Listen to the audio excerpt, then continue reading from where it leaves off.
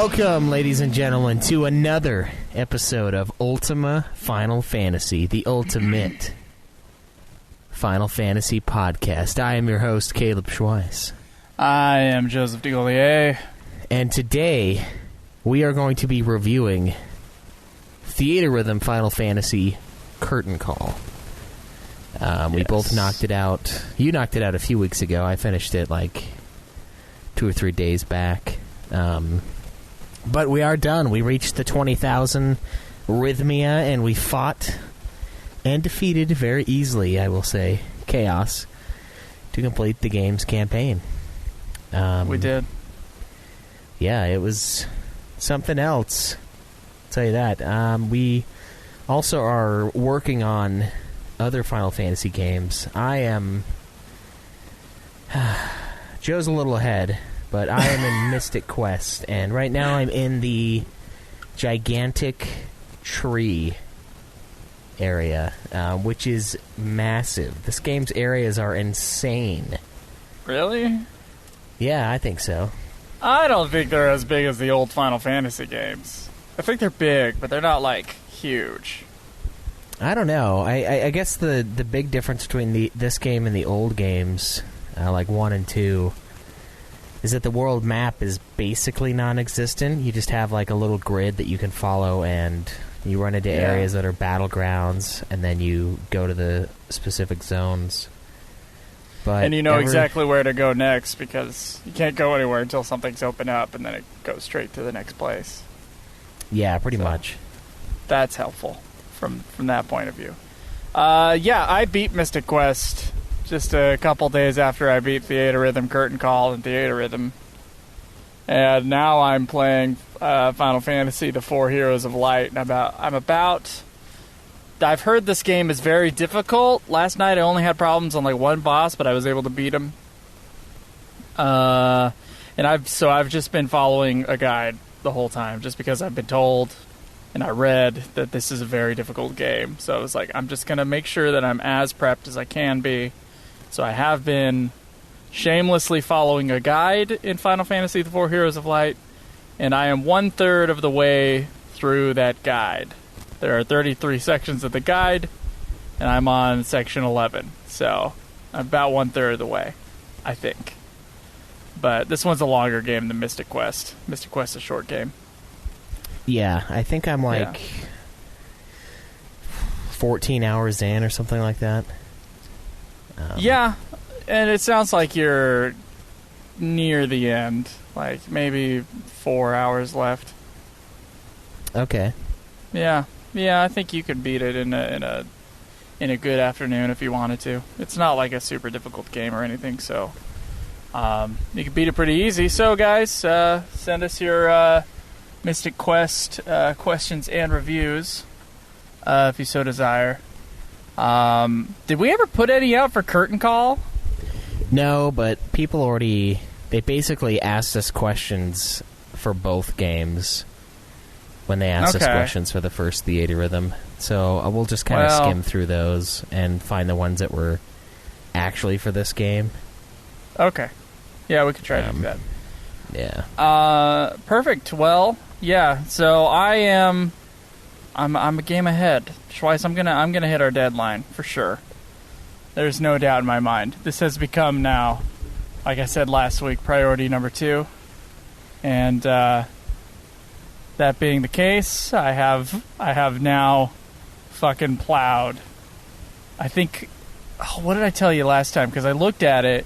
Between Dissidia NT and Mystic Quest, I had beaten 4 Final Fantasy games in a 10-day period. Yeah. Yeah. And I was like, shit, that's the fastest I've ever done any of these games throughout. Well, I mean, they were some of the smallest games, too, to be fair. Yeah. We've had smaller, though, and we didn't do that shit.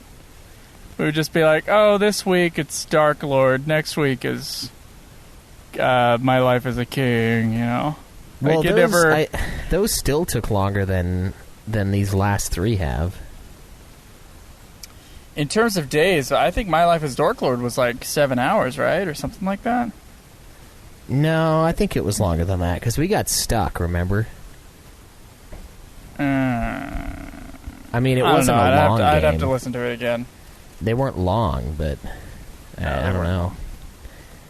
But, yeah. Plowing. It wasn't... plowing, dude. You know, there was no beach ball scene in Life as a King or Dark Lord, so that didn't take six hours by itself for a skippable piece of shit quest. And there's that. There is that. I do say plow like Dissidia NT wasn't like one of the 3 hardest games I've ever fucking played for this show. So, yeah, it was tough at times. Whatever. I didn't think it was as hard as you did, though. I mean, you did tell me the thing, but I also didn't use the thing on Leviathan. The special I told you the pattern. Thing. Yeah. Well, yeah. You told me to use Yustola, and that was really the key. The key ingredient. Yeah. You gotta add a pinch of Yustola, and it makes it a 10. You know. It makes it yum. It does, yeah. Yustola, yum. Yeah. Exactly. All right, Schweiss. Well, is this episode even going to be 20 minutes long? I don't know. Let's find out. Yeah. Okay. All right. You got some development information at least. I do. Okay. Good. So, Theatrhythm Curtain Call. We first heard about it in September of 2013 when when Square Enix took out a patent for that name in North America. They officially announced it a couple weeks later in Shonen Jump magazine. And according to the producer... I don't think it would pull out a patent for a name. It would be or a trademark, right? That's what I meant. Yeah, sorry. Yeah. So the producer, Ichiro Hazama, said it's going to be the last Theatrhythm game for the Final Fantasy series. But they also mentioned that it's going to kind of serve as the platform for any future DLC, other content, and like more songs they'd like to add. So it's the last that we're going to get, but it's kind of a living game, according to them. At least that was the plan upon release. I'm not sure when the they last made like a DLC phone pack game was. after that, right? I don't know. I think they do have it. I feel like they have it on mobile as well. Because I remember Caleb Craig playing it on his phone, I think, at one point. And that was very early in our podcast. I think that was the first game. The first game had the phone one. This one is just 3DS. This is... I don't know, man. Here's the thing. I think it's too soon to say it's going to be the last Theatrhythm Final Fantasy game. I do. I think we'll see it in some form in another way. Of course, the first Theatrhythm didn't sell that well. I don't know how much this one sold. You'll get to it, I'm sure. Yeah. But, I mean, like, the series is still getting bigger. As long as they put out some more main series games every once in a while, then you still have more to pull from into in new generations to get excited by. And by that, I mean, like, people coming in during new console generations. There's a new console generation on the horizon. And I'm sure Nintendo is thinking about whatever it's going to do for its handheld shit in the future. Maybe they just think of it as the Switch, but either way, like, this isn't... It's a weird thing to say, this is it, this is done. I don't know. Yeah. I mean, I know that was what they said at the time, and that of course might change as time goes on, but of course this is that attitude. It's like the attitude of a couple years ago, and maybe even still now, where it's just like, oh, games DLC forever. Yeah. Like, they'll put out a game now in 2014. This is not 2014, by the way, for future listeners. We're gonna put out a game now in 2014, and we'll put out DLCs for the next 20 years, and we'll bank, and we'll never make another Theatrhythm again. Like, is that the idea? Do they not think there's going to be another console generation? I think that's very interesting. Yeah, I don't know. I just think it's a good platform, and the 3DS is still strong. So I think it'll last this way for a while. And I mean, they've released DLC for like the Saga series. They've got the Mana games, Chrono Trigger, Xenogears, World Ends With You, the first Nier game, Bravely Default, as well as a bunch of different characters. So I mean, they have released games or tracks for games that have come later. I think maybe, I don't know if Bravely Default outdates this game or not, but I mean, there's a lot of DLC. There are 100 DLC tracks that you can buy. And so maybe they're like, cents. "Fuck you, Joe. We were right." Yeah, maybe. Yeah. So when it came to that, they just kind of wanted to set it up as sort of the base. I guess they just weren't quite satisfied with what they had done with the first one, and they wanted to add that DLC element and add a little bit more to the game, because this game has way more tracks than the first game does. But the game... Oh, go ahead. It makes the first game feel like a partial game. Yeah, like it's incomplete. Yeah. Like the first one's almost the free version, and we got the paid version. Yeah, that's kind of like the difference, I would say, just in the amount of shit you can do in between the two. It's pretty incredible. So the game was initially released April 24th, 2014 in Japan, September 16th, 2014 in North America, and then a couple days later in Europe and Australia. It was developed by Square Enix First Production Department and Indies Zero, published obviously by Square Enix. The director of the game, Masanobu Suzui, and produced by Ichiro Hazama. And the artist is listed as Monster Octopus. I don't know what the fuck that is. I think we said that last time, right? What the fuck is that? I don't know. I think it's a company. It must be. Design firm, yeah. Unless there's a guy whose name is Monster Octopus, which is... He goes by Monster Octopus? Yeah. Wow. Yet his name has no wiki link, because I looked, and it wasn't there. Sad. Okay, alright. Yeah. Monster Octopus. Yeah. So the reception of the game, it's overall received positively in Japan. It's got a 35 out of 40 from Famitsu, and its first week it sold 80,523 copies, which is just over half of the shipment quantity. And Square Enix intentionally shipped a ton of them because the sales of the previous Theatrhythm were so strong that they had supply problems. So the first one didn't sell that well overall, but it sold well enough that there were shortages of the game. So when they came out with Curtain Call... I guess this is just us saying that it didn't sell well, because the last game was like 150,000 units, right? It was something that sounds small to us, but maybe they did the right math, and maybe they knew how much the game was going to sell, and that kind of shit. Like... Yeah, I think to us, it seems like a low amount for a Final Fantasy, but I think they knew what this game was. For a Final Fantasy, that seems low. Yeah. And, I think they were very satisfied with what they got from, at the very least, the first game. And I'm sure the DLC is, made them rich in the second game as well. But, that's really all we have as far as, like, sales and stuff like that. Most people liked it. It seems to be overall well reviewed since it came out. But yeah, so I guess we can talk about the story now. Apparently, Chaos is twice as tone deaf in this game as he was in the first game, because you need 20,000 rhythmia instead of the previously required 10K in Dissidia. You gotta go louder. Yeah, you gotta make that. You gotta crank that shit in this game. And of course you do. And the nice thing about this one is there are so many songs that you don't even have to do every song before you just beat the game. Like, there are that many tracks in here. No, like I found that out, yeah. 221 songs, not counting any of the DLC, which is nuts.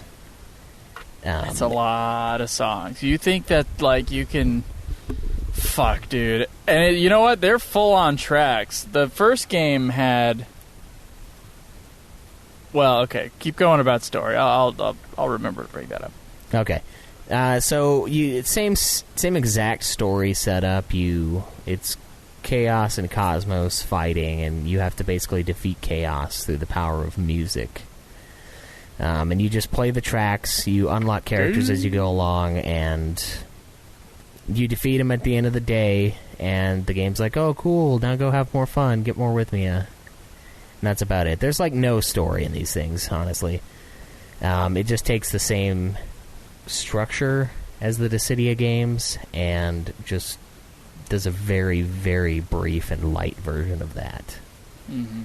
With the whole good versus evil conflict thing going on. Yeah. And that's it. Yeah, there's nothing else in story. No one's like tied to it. It's just you as the player guiding these heroes of light from the multiple games in the series to attack monsters and walk and fly and ride chocobos occasionally. So much that you win. Yeah, I mean, we talked about this last time because it's almost the exact same game. But story doesn't matter. It's just like a little like fun, goofy thing. Like, ooh, you got to defeat them with the power of music. So you can get into the game and have some fun with the actual gameplay. And you can challenge yourself and try a few different like modes. Some of which I never unlocked. Couldn't figure out how to. So that kind of like whole thing. It's a gameplay game. So story was fine for what it is. Yeah. Yeah. It's just an opening and closing credits in a final boss fight, which is the exact same final boss fight as the first game, I swear to God. Yeah, I think it was. I think it's like note for note the same thing. But yeah, so let's get into gameplay then. So you said 221 tracks? Yes, 221 tracks before DLCs. Yeah. Yeah, man. So before we started this game, I thought that there was no story mode. Because, you know, there's like these quest modes that are like singular quests, and they kind of function like a Final Fantasy game would. And then there's like all these fucking songs. And because there was, I didn't know there was a final boss that would pop at a certain amount of rhythmia. I just assumed, hey, like in the first game, I assumed let's go through all the series and just call it good, because that's the only linear thing I see here that we can like complete all the way through. And then I asked the people on Twitter, I asked our listeners, and I was like, hey, what should we count as done? And they said play every song. Well, okay, they didn't say play every song. It was a poll that had, it had like a couple different things on it. Yeah. It had defeat a long quest, play every song, do a little of everything. Yeah. And I'm missing something else. And I selected play every song because I didn't know that it had an ending either. Yeah. And so that's what I set out to do, and I thought I had beat the first game until someone on our PSN chat decided to let us know that we had fucked up. Only person who ever brought it up, by the way, which means it's probably the only person in our audience that had ever beaten the game. So, I don't know about that. Frankly, I guess I would have found out anyway, because I was 2 hours of playing away from beating the game when I like sat down to like get to Chaos, and to be honest, like I would have hit that thing playing every song. So, and I didn't even play every song. There were like some games where I was like, fuck it, I don't give a shit. Which games did you say fuck it, I don't give a shit to? Oh, one of the 13 games. It was either Lightning Returns or 13-2. Okay. Then like the Crystal Chronicles, like I think it started with one track in the Crystal Chronicles area, and then it just like kept opening new Crystal Chronicle tracks, and I'm like, fuck you. Yeah, just leave it be. I'm gonna save you to last. I was okay with there being like one track each. Yeah. And then, yeah, so I don't know. There was just like a couple. I think it was like, I do love the soundtrack to Crisis Core, and I like the soundtrack a lot to Type 0, but I didn't, I just kind of, they're not tracks that like have stayed with me as we've been playing these things. So I was just like, oh, I'll get to those later on. I started going through each game linearly, and I did that for the first 3 Final Fantasy games, and then I wanted to kill myself. Yeah, like, you get burned out, because it's like, some of these are like, shit, man, it's not that they're bad, but it's just like, fuck, why these ones? So I was just like, kind of like torturing myself. I was like, I need more variety. So I switched over to the list that's alphabetical, and I started doing like the ABCs. I would just like do the numbers that had hardly any, or the letters that had hardly any songs in there, and I cleared all those out, and then I had like 6 letters left. It was like S, T, B, and E or something like that, like shit where there was like a bajillion songs in each thing. And then I switched back over to the game list, and then I would go into the games that had just a few left over, and I just started clearing in that way, like kind of in that weird, like, I can't do this totally linear or else I'll go mad kind of way. So I kind of like fucked myself over out of not having fun with the game because I was like just trying to clear everything. Well, yeah. I mean, like, revisiting a lot of tracks, like, there's a lot of good fucking music in there. And unfortunately, I think in some way I didn't get to enjoy it because I was like, I got 200 fucking songs to play, and they're all full length. Okay, this is what I was going to say earlier, is that in the first game, each of the songs is like 3 minutes max. Like, it just plays a section of the song. It doesn't even do it when, like, to the part where the song loops over. It, like, doesn't want to, like, waste too much of your time in the thing. So it just, like, takes a good section out of the song, and that's how you play. This game, you play the full version of every song. So, like, some tracks are really short, and other tracks are really fucking long. There are some, like, 6-minute tracks in here. It's pretty crazy. So that was also another thing. I remember going like, 3 minutes each, 200 songs, 600 minutes, and like us doing the math totally wrong on an episode a couple of weeks ago. Us?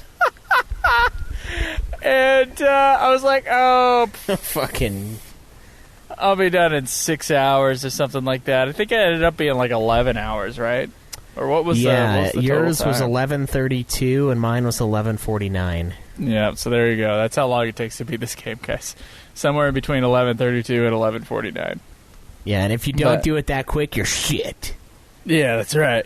But yeah, it was it was an interesting journey going through all those things. Unlike in the first game, there is no series mode to like get you, 5 highlight tracks from each song or each game. This one is like just literally like play whatever the fuck you want, motherfucker, in the main mode.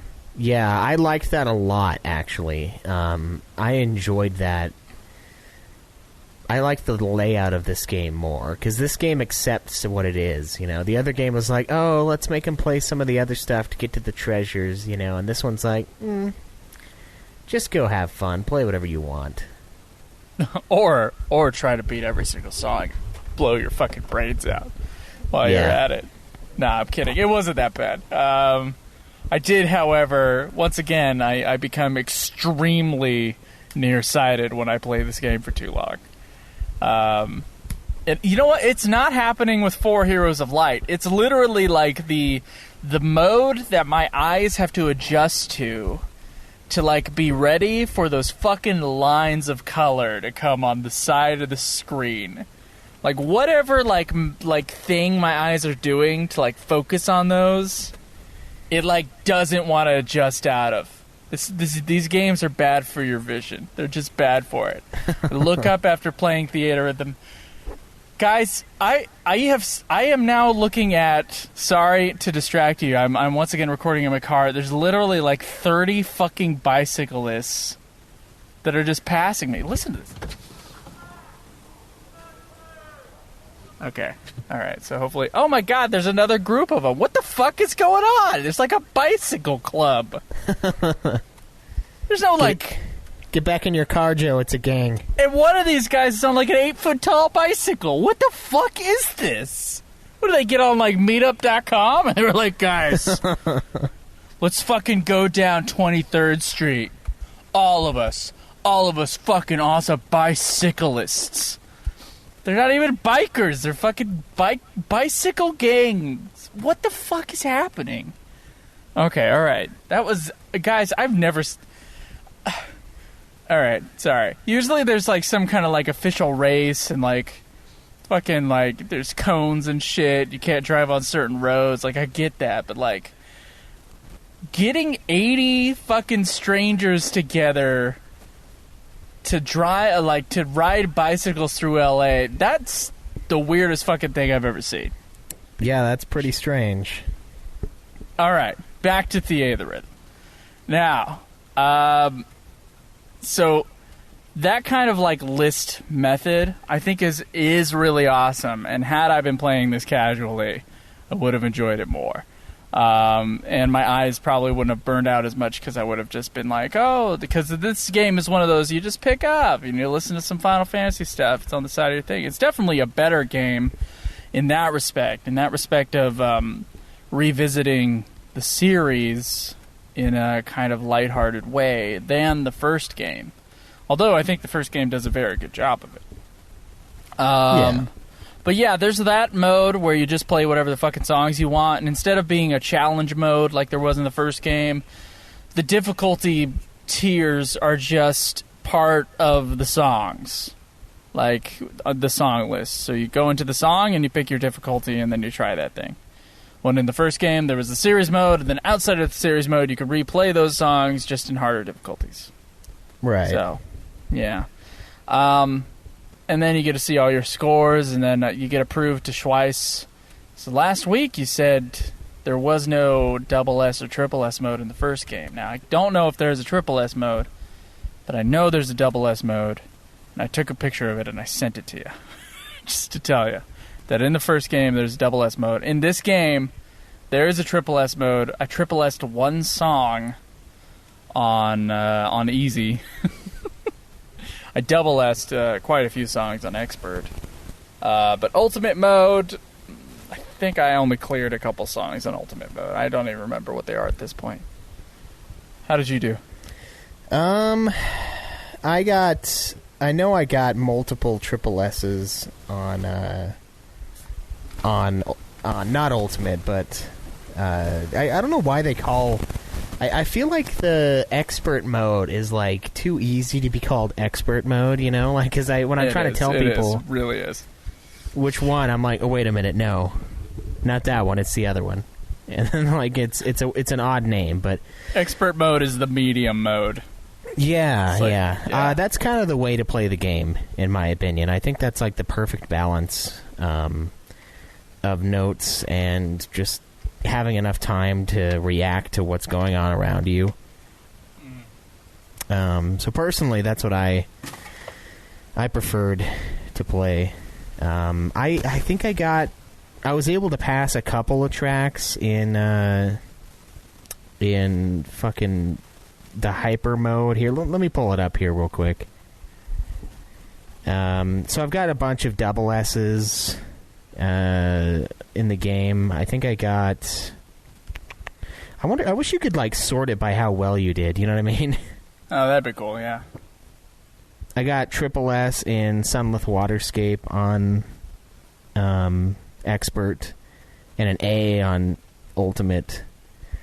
So I did that one. I got a ton of double S's. Normally what I would do with the game is like when I got the double S, or when I knew I was going to get an S or a double S, I would just accept my fate and then kind of just move on, you know? I never really worried about getting triple S on any of them. High Wind Takes to the Skies, I got a triple S on. for FF7. Terra's theme, I got a triple S. These are both on Expert. Mostly just S and double S. And there were a couple songs where I got A's, and I was like, fuck it, man. That song was brutal. I'm out of here. I'm out. I'll wipe my hands, walk away. Yeah, I'm like, I don't fucking need to play that again.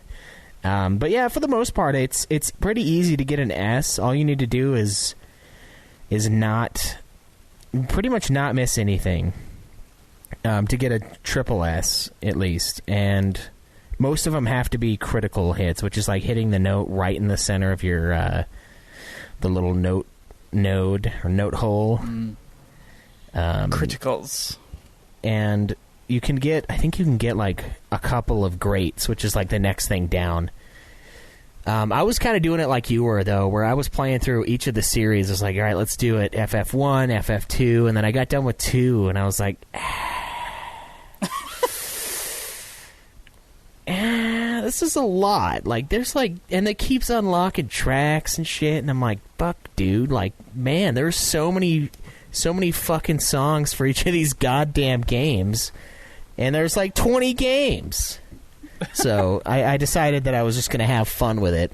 And then near the end, I was like, for some reason, too, I don't know why, but Final Fantasy XI to me is now it's becoming this like sacred thing.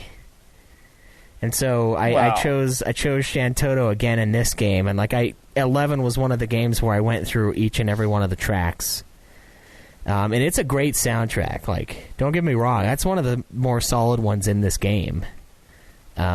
But like I did that before I did 11s or 7s, 10s, a bunch of these other huge games. So like for some reason 12 is like, I don't know, beaten spouse syndrome is like resurfacing within me, and I'm just like, oh yeah, 11. Oh my god, 11. 12 is so was good. one I was just like, ugh. All right, like. I don't know. 12's music, I think it's like, there's some high points, but to me it's mostly like pretty, it's like too atmospheric and fluty for me. I don't know what the fuck it is. Yeah, and then 12. Crystal Chronicles has got too much kazoo, right? when they focus too much on those like wind-based instruments, if you can fucking call a kazoo an instrument, it just gets a little too much. I don't know. It's like, it's a little messier, that FF12 soundtrack. Like, there's a lot of stuff going on, but at the same time, nothing is really in the forefront. So, I don't know. I never really cared for 12 soundtrack. I honestly think 13 soundtrack is better than 12's. And they're both pretty off from what Nobuo was doing for the first 11 games. Yeah. So out of the left field stuff, I would say I actually kind of prefer 13's tracks, and I preferred it in this game as well. But you know, it's good for you, and your beaten spouse syndrome and the loving of FF12 soundtrack. No, it was 11. Yeah, 12 I didn't play all of this time. Oh no. I don't know. I like the Rabanastre song and like Giza Plains and a couple of those. They're good, and like when I hear them, I'm like, oh yeah, this is a decent song. But it's never like, I never pull one up and I'm like, yeah, I'm never like, oh shit, I forgot about this song. And that's what happened when I went to Type 0, because I was doing the quest mode in this game, where you kind of like take on a quest and they're separated via like length, I guess. And you kind of work yourself around this weird grid system, almost like in Dissidia in a weird way. And you can kind of choose different paths, and these paths will give you different unlocks for future quests, so like open up new areas and get special items.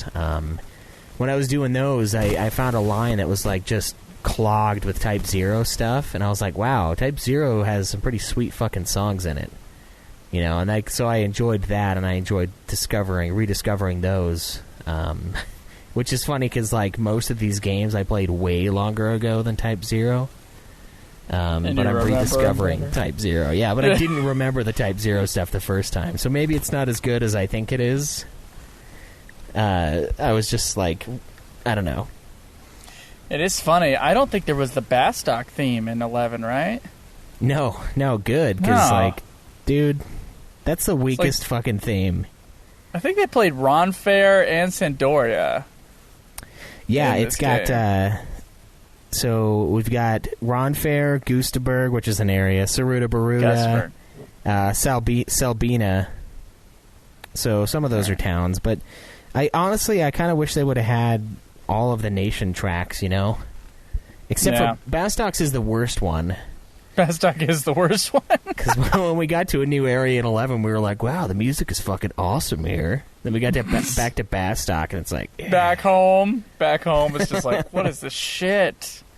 Yeah. It's like we're just stuck in, like, the dubstep town, and, like, we finally discovered Metallica and, like, Megadeth in the forests of the other nations. And we're like, whoa, these places are so much better.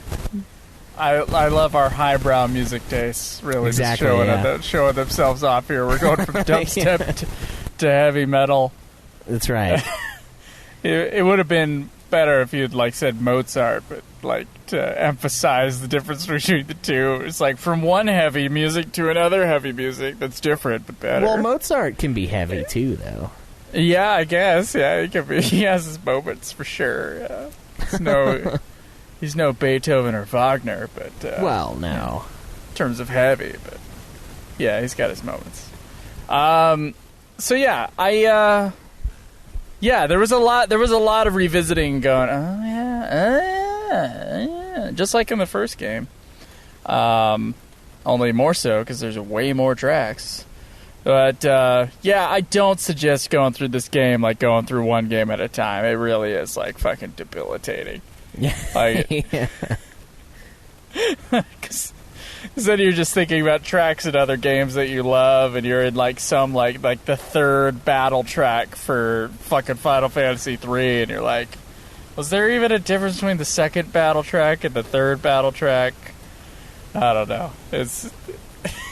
So sometimes it's a little too much, and the list of things was like it starts with battles and then it's field stuff, and there's no good variety of, like, types of songs. The first game, like, catered an experience. This game is just like, it really is a list, and you can fuck yourself with that list. So yeah, pretty much. I mean, it does bring back the there are a couple of the what are those tracks called? The EMS tracks, that's what they are. Yeah. And honestly, this time through, I kind of fucking hate the EMS tracks. And those are the ones with, like, the event music, and it's like the events going on in the background. And, like, that part's cool and all, and I don't think it's distracting. What's distracting is the fact that the fucking speed of the bar just, like, is just randomly, like, super fast and then really slow, and so you're always fucking up on your notes. And it's, like, so irritating. Like, I try to do tactics menu theme, and I'm like, I love this song, but the way they've laid it out makes me fucking hate playing it in this game. You're right. Or the mindfuck of, like, a turn in the line and the pointy arrows in the multiple directions. Yeah, it's like my eyes my left eye looks, like, up and to the right, and my right eye looks down to the left, and I'm like, like, it's like, what the fuck am I looking at here? Like, where's the line? Just a bunch of misses. Yeah, bad note. Yeah, and I'm playing it on, like, expert, but expert is kind of easy now. And I'm still getting, like, an A, and I'm like, man, fuck this. Fuck these EMS tracks. This is bullshit. So, like, I don't know, I didn't mind them in the first game, but for some reason now, I'm just, like, I'm over that shit. And that kind of kept me away from some of the bigger tracks, like the Advent Children One Winged Angel, which is an awesome version of that song. But I didn't play it because it's a fucking EMS track, and I'm like, no, man. Not again. There was that with gameplay. The game has way more characters, it seems, and from completing those quests that I was mentioning earlier in quest mode, you unlock crystal shards, and when you accrue enough of these shards, you unlock specific types of characters, and they're kind of separated into their own weird ways. So when you get enough of these shards from doing the quest, it, like, allows you to unlock one of, like, 6 characters each time you fill it, and they each have different colors. It's like blue, red, peach, pink, like a bunch of weird colors. And then I think the black shards are... I'm pretty sure that's Sephiroth up there, but I never got one of those, so I don't know. No. Yeah, there were a lot of characters to open up. I think I did a slew of FF4 characters, so when I was just near the end, I had 3 of the 4 filled out party members as FF4 characters, and I just got a shitload of points because it gives you extra points for having the character in the game playing the song from the game. It gives you a couple more points if it's of one gender. Interesting point evaluation system there. And triggered. and then of course it gives you more points for completing, and it gives you more, well, you have to complete in order to get any points, but it gives you more points for completing it S mode or double S, triple S, yeah. So if you get a good team together, so the ultimate team for me, because I can do sunlit waterscape in my fucking sleep, would be all the female characters from Final Fantasy 13 together and just doing sunlit waterscape on expert mode and just fucking double S-ing or triple S-ing that track. That'd probably net me 300 fucking points per song or per try. So yeah, I did have a good party of the FF4 members, and I played some FF4 tracks in order to get a lot of points because it was a base score of 100 points even if I sucked ass. So I just kept on doing that near the end. But yeah, interesting system there. You were talking about quest mode. I did one, and I did a short quest, and I did it after I had beaten the game, a couple days later, because I was I might as well do one more thing in this game. Because mostly I just stayed in the regular random song selection thing. There is an online mode. There's a local mode as well. But I didn't fucking unlock the online. Well, I know how to now. Okay, how do you do that? You have to do one match of versus mode against an AI character, and then it unlocks. Oh my god. No, I didn't do that. I didn't do versus mode. So, whoops. I kind of feel like we need to face off. Yeah, I guess. Fuck. Shit. I feel like we need to pause it, and we need to go face off against each other. All right, and then we'll do that. We'll do that at the fucking end. All right, Okay. Let's get through the gameplay section real quick. Online seems cool, I'll tell you that.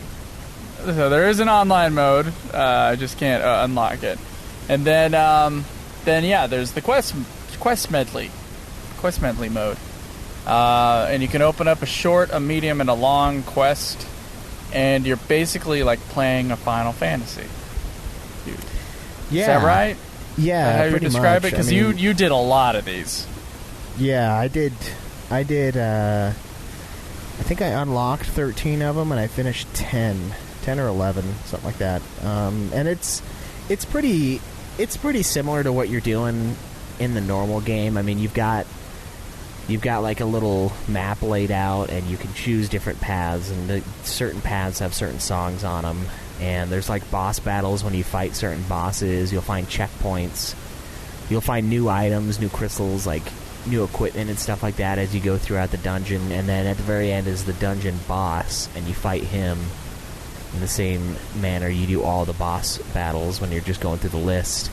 And then you finish the dungeon, get some shards, and it kind of depends on which dungeon you choose, decides what shards you get, and then those shards allow you to unlock new characters. And you get a decent amount of experience from doing that, and I liked these a lot because it sort of broke up the monotony of the way we were playing the game, largely. Mm.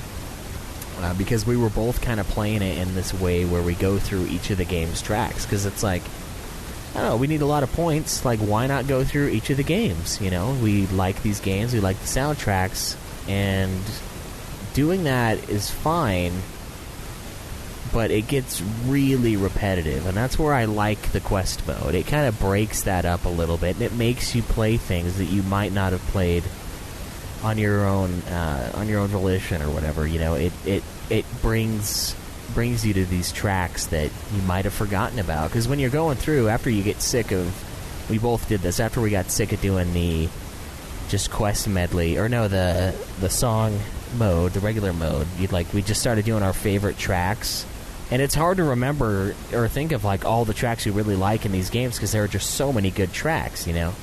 And that was a great way to sort of break that up and reintroduce you to some of the better tracks of the series that you don't immediately think of. The ones that aren't the One-Winged Angel or the Dancing Mads of the series, but the ones that are up there with them that you just don't think about as often. And I thought it was great. I like the quest mode a lot. That's one of the big things that this game has over the first Theatrhythm. Yeah, so basically all we have been saying is that it's like the first game, but bigger and better. I'll add that. So I'm just gonna fuck the music and design section. It looks fine. Monsterscapes or whoever the fuck designed the fucking look of the game. They did a good job. It just cartoon version of the original game. Everyone's got like a slight food baby or a beer gut. But other than that, like, it's like just a little. Like, they started to drink again, you know? And they're not as young as they used to be, so it doesn't just go away. And with the music section, I'd say, yeah, it's better. It's great fucking Final Fantasy music, including for Final Fantasies I didn't need. Frankly, there's some that I'm like, well, they put fucking Mystic Quest in here, but they didn't put, like, they only have the original Crystal Chronicles. Like, that's crazy. Should have had, like, every Crystal... Like, all the games and shit that we've had to play for this fucking podcast. Like, I would have expected, like, at least one track from all those things. It's interesting that they didn't. Sometimes they didn't include games. But otherwise, like, great fucking selection of tracks. Like, most of the tracks that I, like, love are in this game. So, way to go, guys. You guys over there at the Square of the Enix.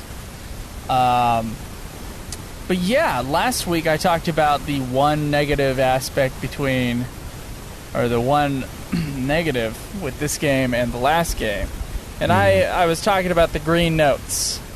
And Schweiss, I got on PSN with you the other night, and you had a similar problem with the green notes. Would you like to expound on the green notes? I already talked about it last week. Yeah, so every once in a while in this game, for some reason, I don't know why the fuck it does it, and it didn't do this in the last game. This is why I know it's a Curtain Call exclusive. Every so often when I'm in the middle of one of those long green note stretches, the game just thinks that I lift up my stylus and I start missing all of the notes afterwards. Like, I can't tell you how many triple S's I got fucked out of in this game, or even double S's, because I'm in the middle of like a 20-note green note and it just drops it. Like, the game just says like, oh no, you let go, you pulled away. Sorry, you're gonna miss each and every one of these notes. And it's... I don't fucking know why it does it. Like, I've pushed down so hard on my fucking screen that like the stylus is jabbing into my palm beneath, you know, as I hold the fucking DS. Like, I don't know how hard I gotta push on this goddamn thing for it to stay down, but for some reason, every once in a while, it just fucks you. It's like, oh, you've got a 200 note streak. Not anymore. And then you just have to deal with that. You just have to move on. And sometimes it'll do it twice in one song. Like, and I'm just like, what the fuck, man? Like, what are you doing to me? Everything else about this game is definitely better than the first one, except for this one glaring, awful problem that it has with the fucking green notes. And I'm amazed that, like, I don't see anyone else talking about this. Like, no one on our PSN chat mentioned, like, oh yeah, by the way, good luck with the green notes. Like, nothing. And it's Joe and I have both experienced it, and I don't know what the fuck it is, man. Like, I'm not going too far up and, you know, down on the screen, so I'm getting, like, bumping into the sides or anything like that. Like, I tried that. I tried just kind of keeping it as close to the center as I could and being a little more controlled with my movements, and it still happens every once in a while. And it's like, it's so infuriating when you get screwed over and there's nothing you can do about it. I agree. It was it was infuriating. I thought I was doing something wrong. Like, I thought maybe, like, the green notes had changed in a small way. Like, because in the first game, it's pretty much, you know, you can wiggle that thing all over you want, but as long as you, like, come back to where it is right before it hits a note within the green thing, like, it has these, like, I would say place markers or whatever, it gives you a point. You're fine. Even if you lift up, you can still, like, push back down on the green thing and, like, hit the rest of the notes on the green. You could do that in the first game.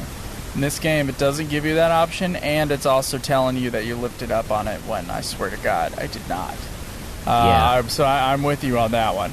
I tried to check it, like, I thought, because the design had changed a little bit, like, it's a big, like, black circle now, and you gotta kind of keep it touching the green line up and down, you know? Mm-hmm. And it's only an up and down movement, there's no side to side. Like, I thought maybe that was what the fucking problem was, but then sometimes it just still would say that I had lifted up on it. So I was like, what the alright, there's something weird with this game, and so now it's confirmed. There's two of us doing this. It's not my fucking DS. Yeah, and I'm like, I want to get S ranks, triple S's, or double S's on all of these, but the fucking game doesn't want me to, so I can't. Like, you can't get away with that. Yeah. You can get away with missing one of them, but a lot of times when it happens once, it happens again to me, and I'm just like, fuck it, man. I'm just gonna finish the song and be done with it forever. Like, I don't know. It's terrible, dude. It's ridiculous. In a game like this, where it's based on rhythm and those type of things, and like timing and your movements, and it's all very precise, for it to just drop the ball like that it's pretty bad. It's usually on the really long notes, too. Yeah, so you'll miss like a shitload of notes afterwards if it happens early. Yeah. So it slightly changed the green method around. It's still just red, green, yellow. Yellow arrows, green long lines, and then red. And yeah, I guess we both experienced it where the green ones kind of fuck up sometimes. Like, there's some weird glitch with the game. Yeah. Yeah, it just wasn't resolved before they put the game out, or maybe they just didn't notice it, or maybe they were playtesting it on slightly different DS. I have no fucking idea, but it's one of the weirdest differences between the two. Otherwise, I would say Schweiss, yeah, everything's an improvement from the first game. It's like the same game, but bigger and better. Yeah. Curtain call. So that's all I have to say. Do you want to get into questions, reviews, and shit, or do you want to verse each other first? I say we take each other on.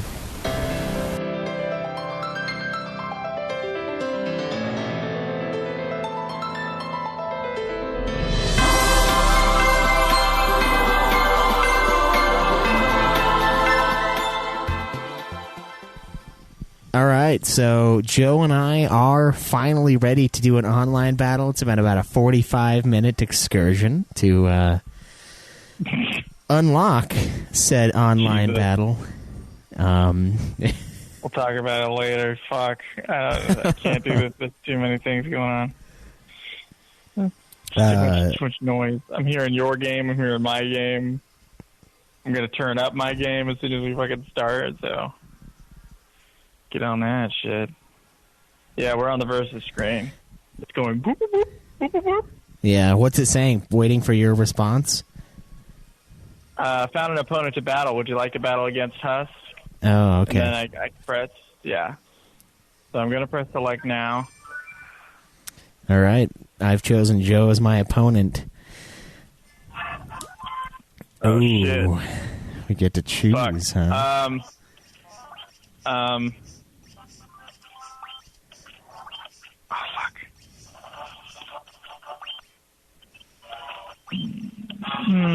So we gotta fucking pick a theme?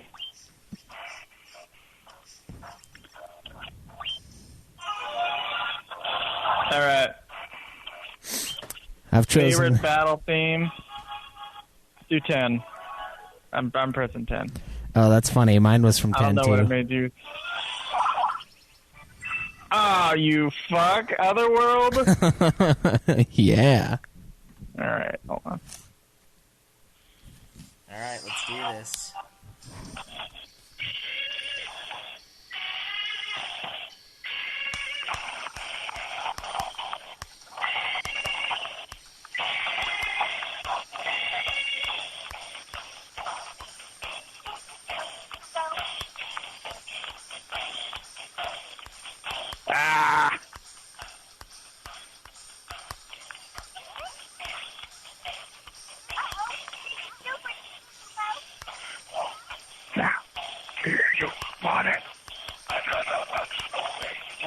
fucking me with that.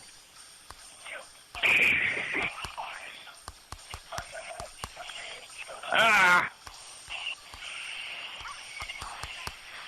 Honestly, I'm like choking a lot. Really?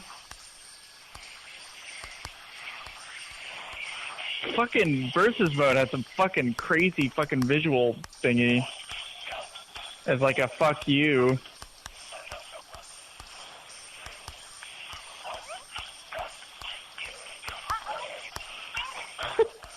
Why did you pick this fucking song? Why not?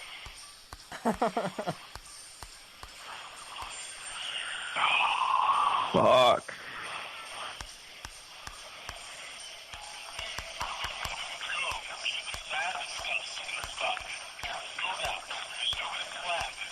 I wish we could see our opponent's fucking scores on each song so we could just pick something that they sucked at. Unfortunately, that's what you did.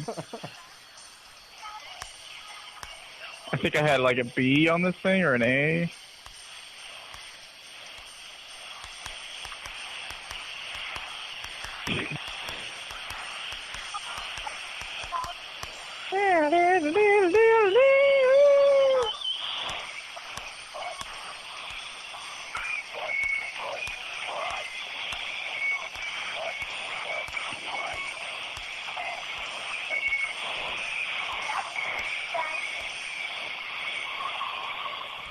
Looks like we both kind of sucked ass, but I was worse. Yeah. I had an S on that one in single player. God, dude, I got a C. You got an S, you fuck. Yeah, online rating. 2 out of 3, or is it just for fucking 1? I think it's just 1. We get a random card, okay.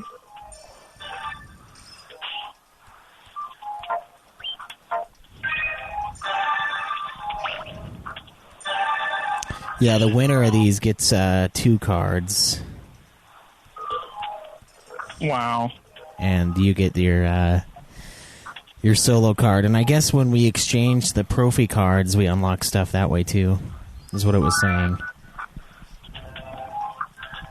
Yeah, I'm going to battle against you again. Fuck you. All right. Yeah, that's kind of cool. There's a lot of fuckery that goes on in this online, though. Like, a lot.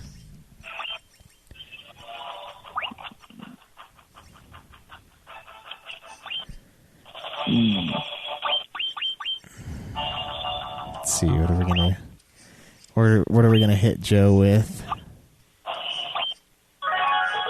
Genova.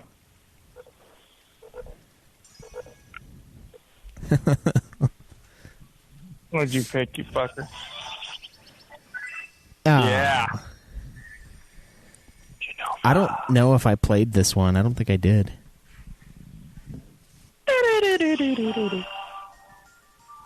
Oh, no, I did.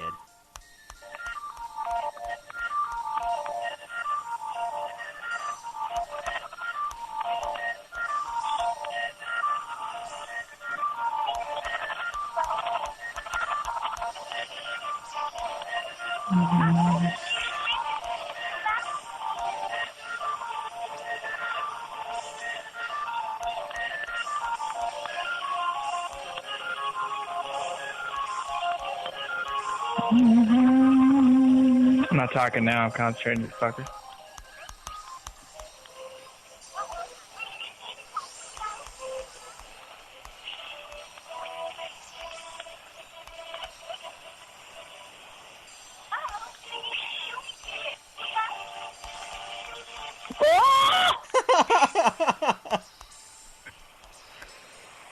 Oh, it had like cunt mode going on.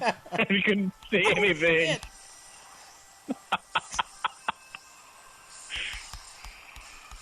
Oh, man. Jesus Christ. What the fuck was that?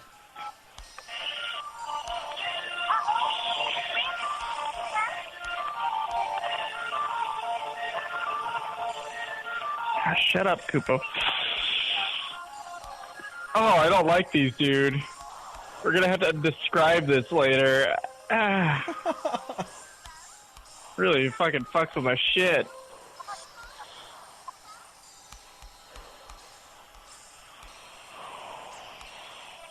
fuck. I'm really sucking some ass tonight.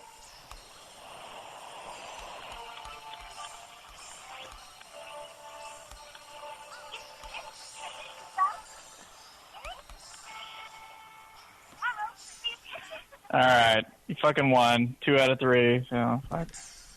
That was, that got pretty intense right there. No, that got fucking intense. I was ahead at the beginning, but fuck, that was slow. That was quickly lost as soon as you, like, summon one of your dick moves. It was like one where it was like little tiny versions, and it just like blows up.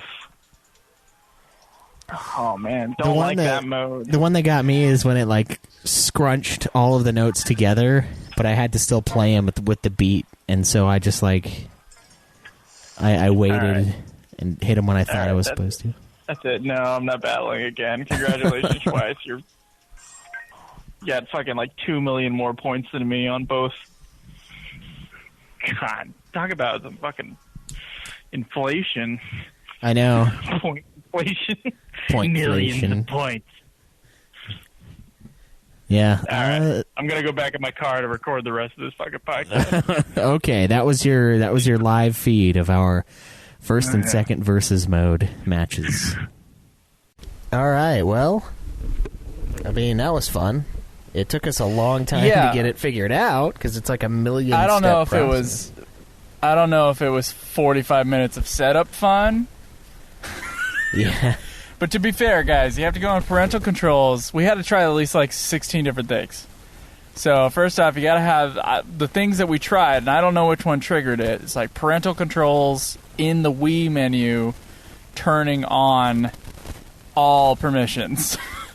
Also, going in and creating a me, and also adding Schweiss as a friend, and also, apparently I wasn't done with the quest medley. I was on the final part of it. I finished the quest medley. That it didn't fucking drop, because what we looked up was like, oh, you got to finish a quest medley for it to drop, and I thought maybe you have to finish all the quest medleys, because I only had short quests and medium quests opened up, and medium quests opened up after short quests opened up, and I had assumed Schweiss had done long quests or the other type of quest that there was, and he hadn't. So it was just like, what the fuck are we going to do? But anyway, I did like one more song, and then like something triggered in the game, and it fucking let me through. So, we fucking versed. Schweiss is obviously, you know, I'd say, to be fair, I put this game down a week ago. Alright? To be fair. But in versus mode, not only do you have red, green, and yellow notes, you also have some fuckery going on from that's triggered from the opponent getting points or whatever, and it'll fucking like fuck with the notes, like when you see them notes and how you see them, and like they're not going with the beat anymore until like the very last like microsecond right before it triggers it. Oh fuck, dude, that was real mindfuckery going on. So, congratulations. You're better at Theatrhythm curtain call than I am. Yeah. I mean, I always knew it in my heart, but now we've proved it on the battlefield. Not with the original Theatrhythm, because he apparently never got a double S ranking on those things. I got a few of those. I mean, I also didn't play Sunlit Waterscape 600 times until the game was over. So, I mean, part of me attributes it to you being a little better, and then part of me's like, well, I don't even think I played Sunlit Waterscape. Or no, I did, because I played all of them. But, like, yeah, you know, it's a fuck you. But yeah, the double S, I didn't know it existed. I thought it was just straight up S in the first game. Oh, that was kind of a fun mode right there. Yeah. That was kind of a fun mode. I don't think you get any rhythmia for it, so. No, I could see myself playing that, though. I mean, just getting with some listeners and going online, you know. Yeah, you can just go online and look for an opponent, so might have to try that out. You know, with the people playing this game right now, who, much like the Dissidia NT crowd, I'm sure are going to be flawless. Yeah. Yeah. That's not good. That Dissidia NT, dude, it's, oh man, it's bad. Yeah, what were you saying about that the other day? I logged back in, and I think 2 of the opponents were in Japan, and the lag was fucking insane on that. I couldn't do anything. I just kept getting destroyed, and then we lost. I lost every match. Every match I played.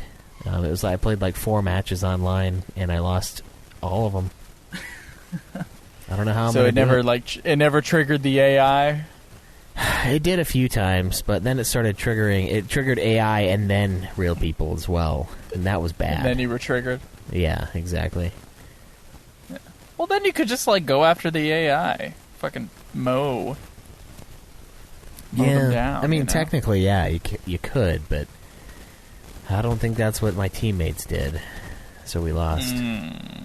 I see how it is. Yeah. Well, Schweiss, yeah, that's the gameplay to Theatrhythm. I think overall a very good game. And that versus mode was actually pretty fun. But unfortunately, we didn't get to explore it as much as I guess we should have. But you guys at home certainly can. Schweiss, did you find the good questions that you wanted to re-ask for Theatrhythm Curtain Call specifically?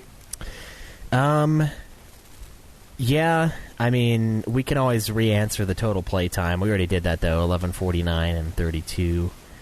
Yeah. We both had just over 20,000 Rhythmia. Shit, I guess the answer to that is no. But in this one, we did 100% a couple songs. I think that's the Triple S.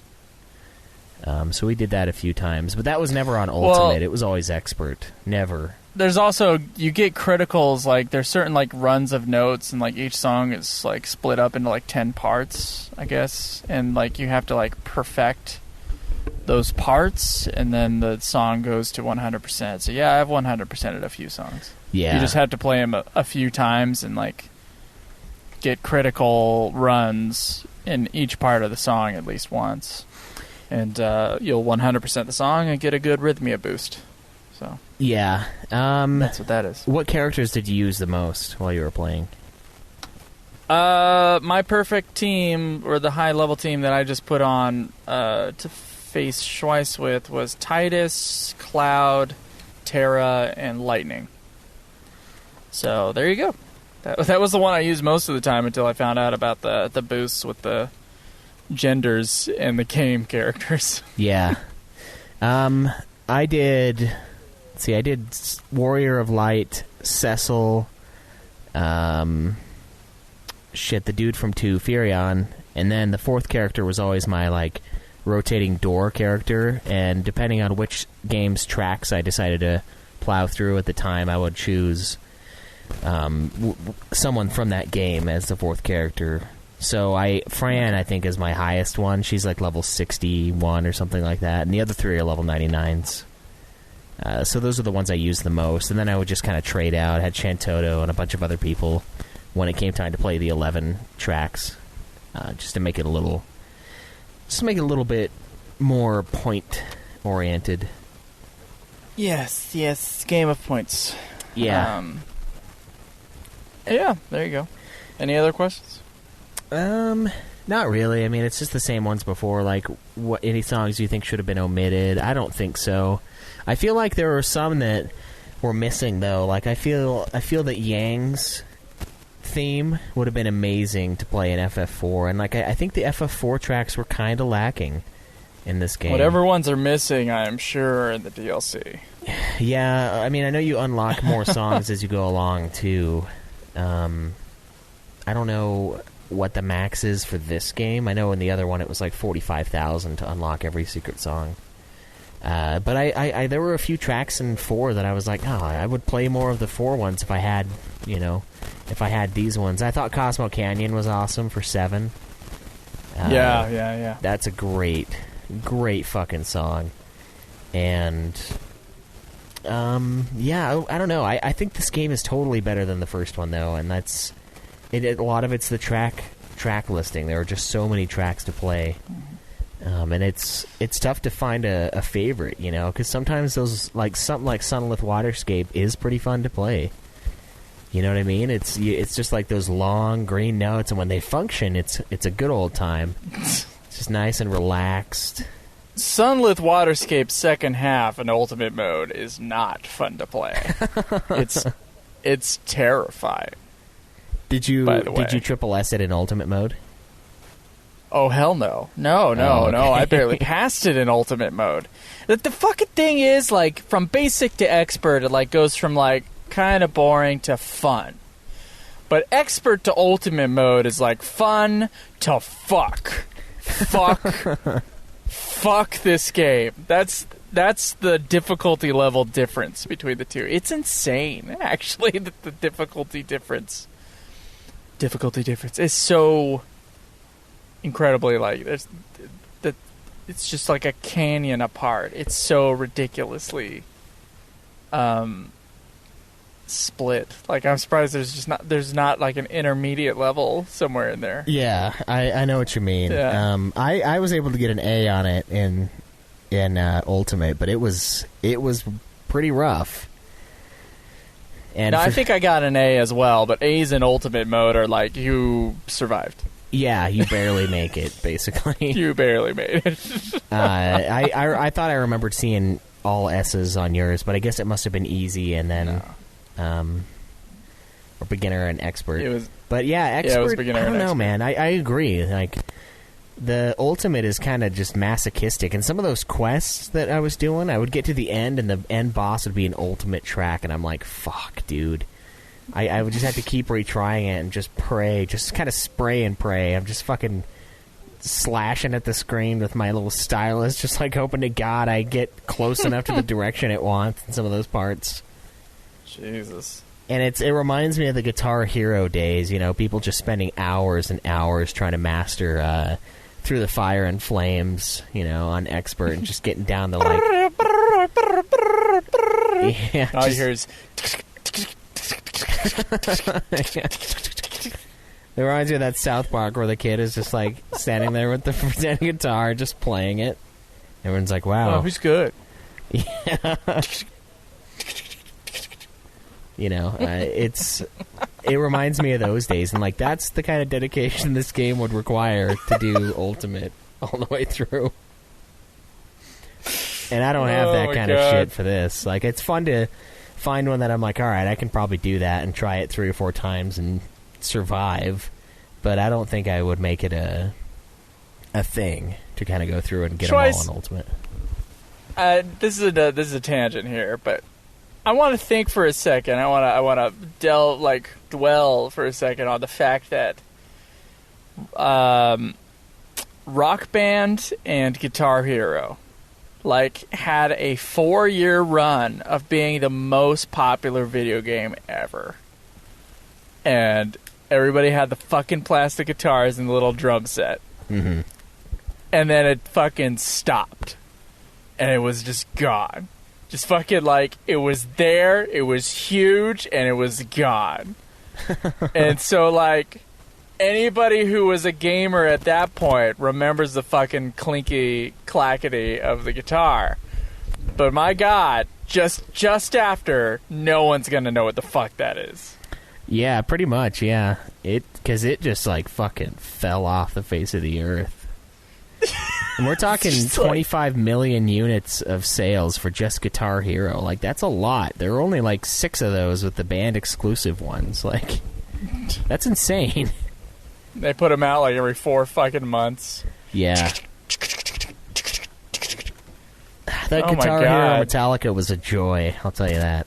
Oh, it's so good. It's so good. It's the best game ever made. I'm pretty sure, actually. It really kind of is. You know, I was playing it, I was fuck, dude.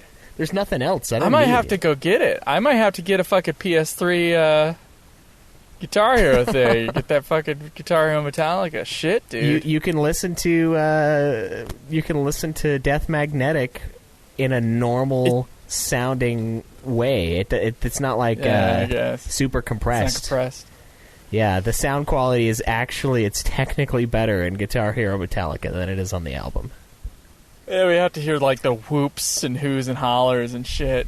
That's true, yeah. At the same time. It's the greatest live performance of all time. I heard they decompressed or like reverted back to an older version, like with the digital releases of that album later on. Oh, that's cool if they did that. Yeah, that's what I heard they did. I don't know if it's true. Obviously, I have the versions I have, but day one album. So it's a little different, but back to Theatrhythm. Legacy of the game. I think this is obviously the more popular one. It's certainly the one more people have played. And it's probably like people were probably like gonna go get Theatrhythm, and then they found out like 4 months later, Theatrhythm Curtain Call's gonna be released. Yeah, that's how it felt, huh? It's like we hear about Theatrhythm, and it's like Theatrhythm 2, and I'm like, shit, man, it's okay. Like, this one actually has all the songs you want. Yeah. Yeah. And so, like the legacy of the game is that this has completely replaced Theatrhythm. Because it's the same game with like way more songs. So if you're a person who loves the series and loves the music, this is going to be the thing you want. It also seems to be kind of a bit of a fan favorite. And in 2014, now, let's see, when we started this podcast, May 14th, right? Is it May 14th, 2014? Yes, I think so. Some far away. Some teen number day. Fifth anniversary is just a few days from now. When that happened in 2014, I think the major releases were Lightning Returns and Theatrhythm. Within the 5 years of this podcast, I think, it's basically Lightning Returns. World of Final Fantasy was pretty big. Type Zero's HD release is pretty big.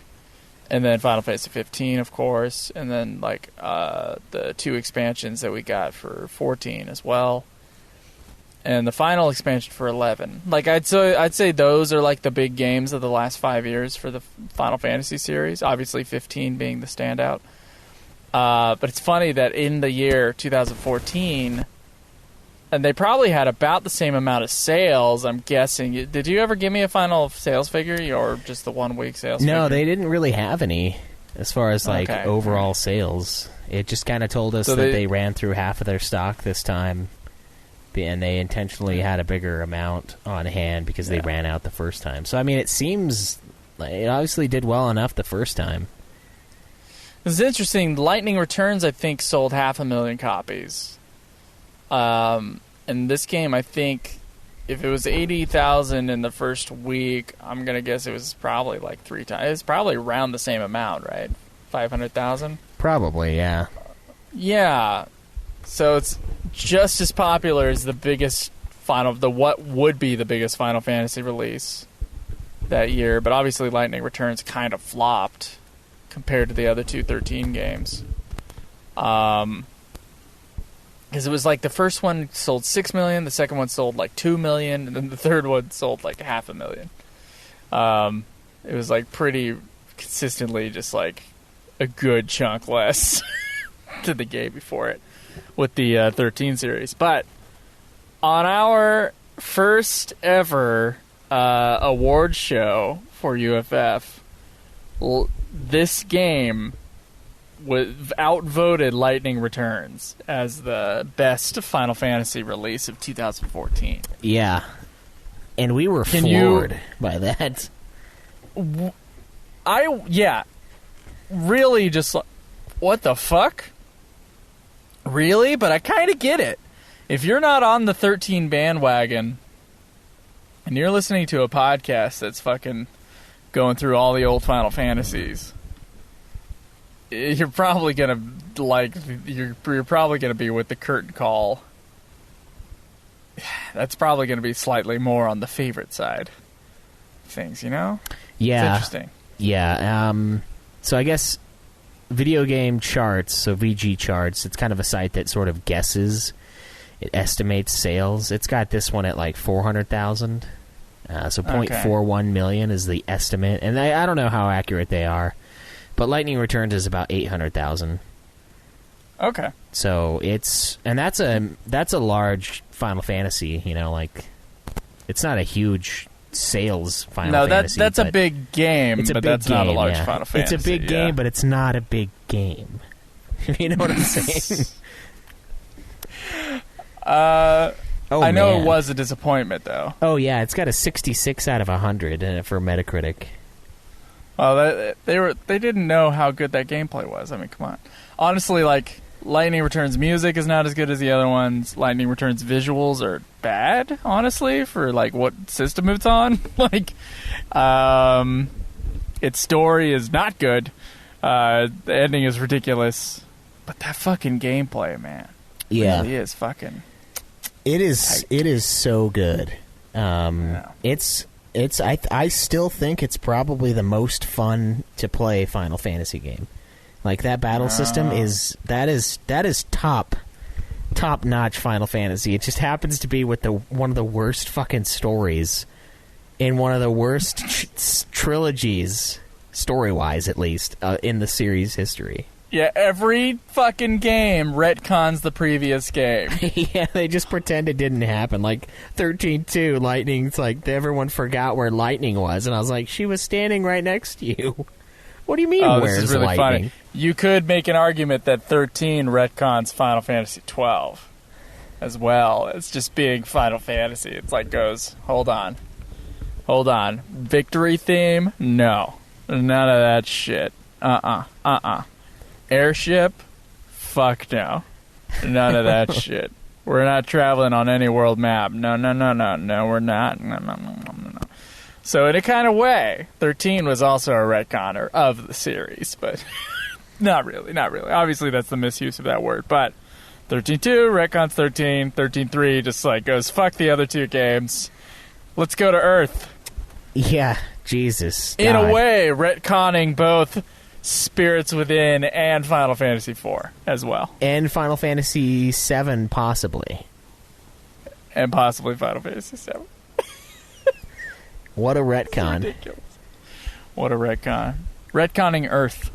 Yeah, it literally retconned the company that made it. Like, the place they come from. Meta retcon. Yeah, the funny thing is, though, is they... With Lightning Returns, they did meet the sales expectations, and they said they were satisfied. And it feels like that's kind of the same sentiment with Curtain Call. I mean, at the very least, they were satisfied with what the first game did, and they were like, no, let's do it again with more tracks. Yeah, they were really satisfied when they got our award. Exactly, yeah. That thing, I think Katase, like, has it next to his bed, you know, like, it's like... Yeah, that's right. There's, like, the portrait of his piece family... of paper.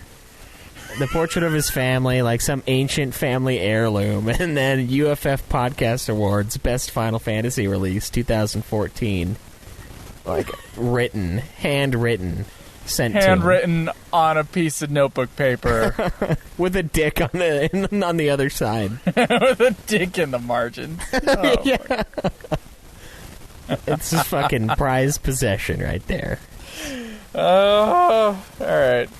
So yeah, the legacy I think is pretty good with fans who love the series. Obviously, they love the music. It's a great game for fans. It's just fan material. And that's all it is. It's not. And again, it's not like the Dissidia games where they create like some bullshit thing and like, ooh, what if these characters come together and talk? God forbid that happens. What if they come together? It wasn't what if they come together and fight. It's what if they come together and chat.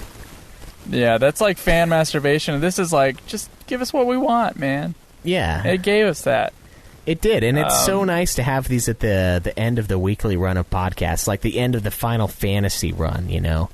It's just such a nice callback with these games. Even with Dissidia. Dissidia serves kind of the same purpose, but honestly, the best part about the Dissidia games, to me, is probably the music, as far as, like, kicking you in the nostalgia feels. I don't think the dialogue or anything, like, makes me reminisce on the past 5 years so much as the fucking music does. So it's great for what it is, for sure.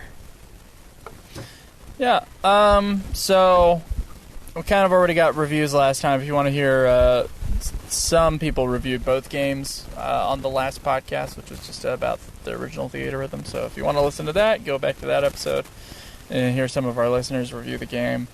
But our overall thoughts and our rankings. We kind of already gave our overall thoughts. I think, yeah, good solid game. Really good nostalgia trip. Without being, like, masturbatory and gross. Yeah. And it's just fun. It's just a fun game. Love this kind of rhythm stuff. Hopefully rhythm games come back with a vengeance in the next 10 years. That'd be cool. Maybe Guitar Hero will reemerge. Yeah, maybe. I almost wonder if, like, because of Guitar Hero Metallica, we can't have Guitar Hero tracks or Metallica tracks on Rocksmith. Rocksmith, yeah. But we get Megadeth on both, right? Yeah. Yeah, true. Yeah, because Megadeth's like, you want to use us? Wow. Yeah, that's cool. They don't actually get paid. They pay other people to put their music in there. Oh man. But yeah. Liked this game quite a lot. Liked both these games as a pair quite a lot. Almost, with the exception of the green notes, everything is an improvement on the last game. So yeah, that's how I stand on this one. Yeah, I agree. I think I'm gonna rank. I guess we could do rankings.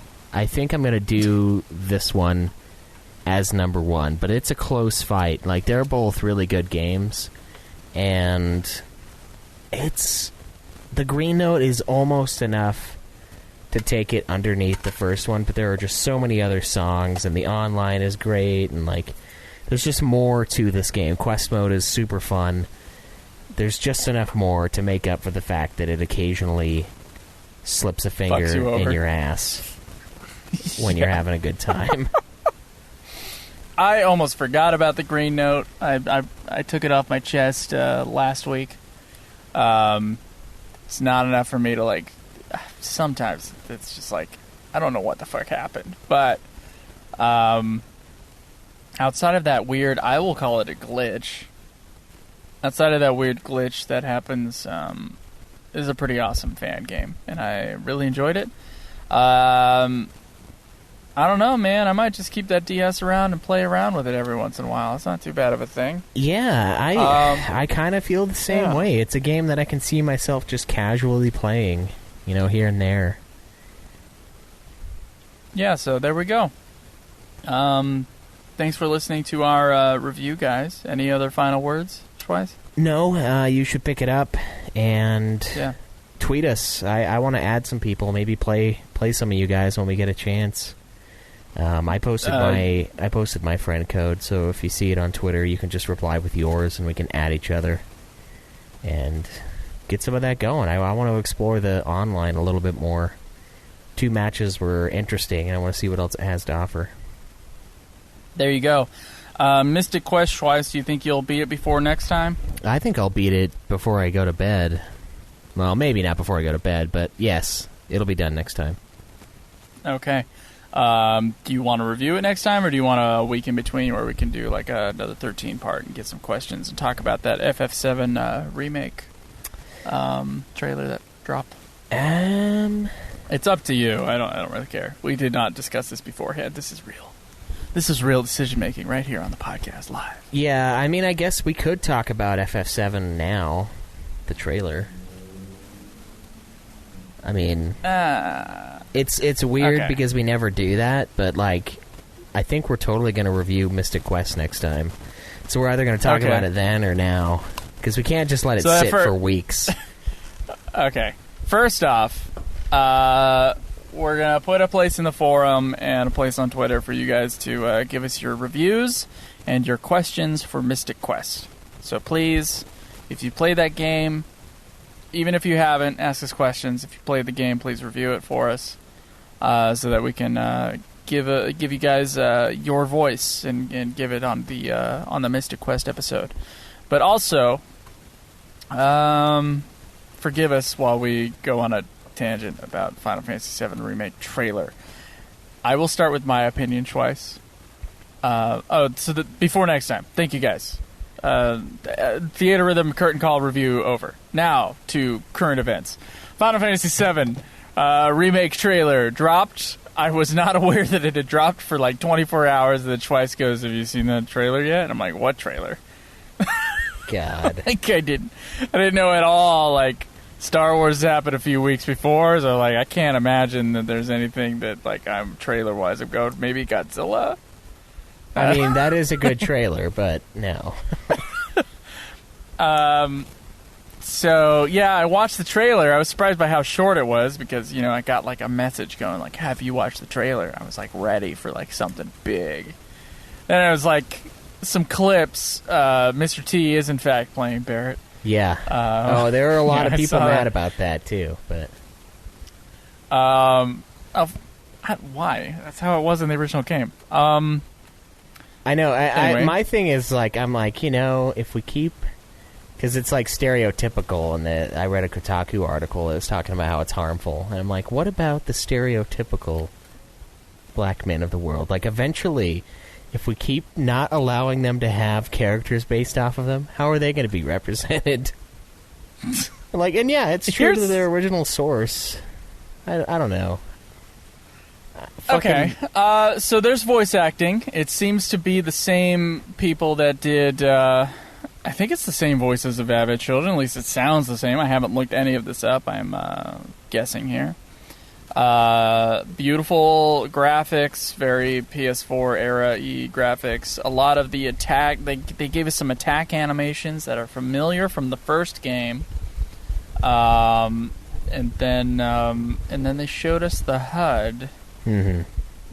And Cloud is running around, and it looks like it's been confirmed. Now we knew this like 2 years ago, so it's not like this is new information. It looks really similar to like a Kingdom Hearts or FF15, where the HUD's on one side and it just has like the buttons of the controller on the side there, and one's like attack and one's magic and yada yada yada. Right. And so it's a straight up action. It's an action game remake of what was an active time battle game in the 90s. It seems like it's fully 3D, so the areas are all 3-dimensional. It doesn't look like that there's a like separate battle screen like there would be in FF13 or anything like that. It seems like it's a seamless sort of looking game. And honestly, like, I was pretty underwhelmed by the trailer. Like, it looked like what I expected it to look like. Like, there wasn't any surprises there for me, so I don't know. Maybe I'm just cynical Joe right now, but I'm just kind of going, yeah, it looks like what I assumed the remake was going to look like, given all the information we've had and the previous trailer's content. Yeah. So please tell, what is your opinion on it? I mean, it looks fine to me. I'm not like gearing up for this thing. I'm just kind of like, oh yeah. First off, I'm definitely going to enjoy it more than all of you people who are too excited for this thing. I will enjoy it so much more because I don't have my I don't have the highest of expectations for this thing. I think it's going to be like an 8 out of 10 decent remake with some like goofy voice acting stuff. Yeah. In it, with an interesting battle system, but at the same time, it's not going to have the charm of the original. And that's what I believe will happen. Maybe, yeah. I don't know. I mean, I just barely played Resident Evil 2's remake, and that thing's amazing. I like it more than the original game, so I don't know if I can do that with 7, though. I mean, it's just they're very different types of games. Yeah. So. And FF15 doesn't have any like weird, goofy voice acting stuff like all the previous voice acted games before it. But something tells me that like some stuff is going to change in the translation. And obviously, they're probably going to add some story stuff to the new game. Yeah. So I'm just excited to hear some more yo's from Barrett. Yo. God, what was that? Was that Dirge or I think it was Dirge? Yeah. Is that, or that or Advent Children? No, it was Advent. That's right. Because he walks up and he's just like, "Yo." Yo. There's that. No, I think it's Dirge of Cerberus. There's that one, and then there's the. Oh, it is Dirge. You're right. Fuck, they're like the same in my mind right now. There's that, and then there's the coming scene at the end of Dirge of Cerberus. Oh. I can't wait. If you had your drops pulled up, you could. I know. I can't wait till we get that one. It's titled Barrett Come on my computer, by the way. Just for that one day when you give your computer to your young son Jace. Yeah, and it just it's like to have him do this cool work, and it goes to the fucking files. It says Barrett come, and he's like, "No, I'll save that for later." It's like, oh, it's MP3. Fuck. Yeah, it's not MP4. Sorry, boy. Yeah, not today. Not today. Fuck, man. I don't know. There's probably gonna be some of that. It doesn't necessarily mean it's gonna be a bad thing. I mean, it's just whatever, you know. And I'm imagining someone also going into your computer. Sorry, going into your computer and finding Parasite Schweiss. That is like the greatest thing you've ever photoshopped, I think. Thank you. I appreciate it.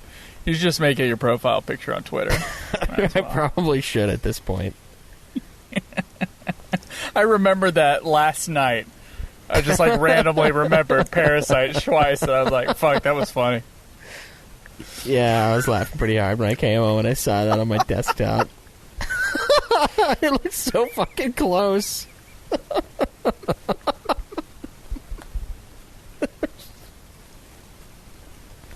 The fucking ultimate being. Oh, man. Well, yeah, guys, hey, tweet that picture out so that this fucking audience can hear what the fuck we're talking about. I will. Okay. Shit. Sorry, your opinion on the Final Fantasy VII Remake trailer just dropped. As of May 2018. 2019, I'm sorry. I think it looks similar to 15. I mean, I know that that's just an action RPG, but I don't know. It seems like it's going to play kind of like that. And that's not a bad thing, per se, because the gameplay was one of the most solid things in Final Fantasy 15.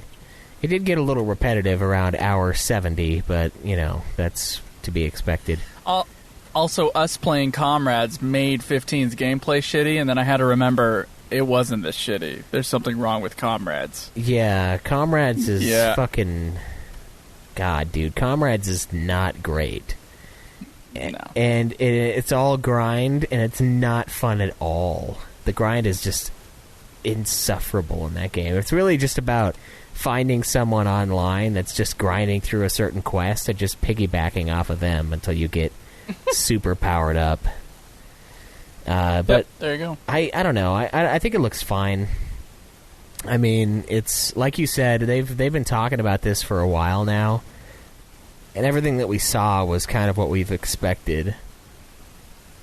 Things they've already mentioned.